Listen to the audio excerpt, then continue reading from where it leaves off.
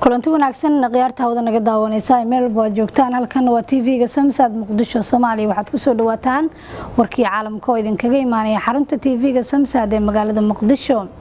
qodobada wararka ugu waaweyn waxaa ka mid noqon doona madaxweynaha Jamhuuriyadda Federaalka ee Soomaaliya Mudane Xasan Sheekh Maxamuud ayaa markii ugu horeysay waxa uu ku dhawaaqay in la saaray guddi isugu jira wasiiro iyo xildhibaano kuwaas oo ka qayb qaadan doona aas qaran oo loo sameyn doono Allah u naxariistay ra'iisul wasaarihii hore ee Soomaaliya oo ku geeriyooday magaalada Minneapolis ee dalka Mareykanka madaxweyne ku-xigeenka Somaliland waxa uu ka qayb galay munaasabad lagu maamuusay xuska sanad guuradii 20aad ee ka soo wareegatay markii la aasaasay ciidanka militariga Somaliland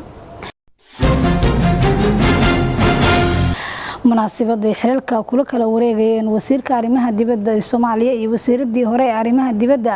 ahna ra'iisul wasaare ku-xigeen Marwuusi Yuusuf Xaaji Aadam ayaa maanta lagu qabtay caasimadda dalka ee Muqdisho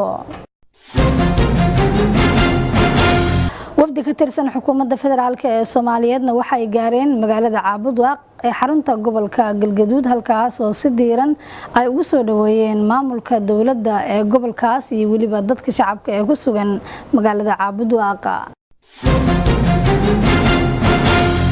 intaas daawadayaal waxay ahaayeen qaar ka mid ah qodobadii wararka ugu waaweynaa qodobadaas oo dhameystiran iyo kuwo kale goordhow ayay ku soo maqan yihiin hayeeshee markan waxaad ku soo dhawaataan qadar xayeysiina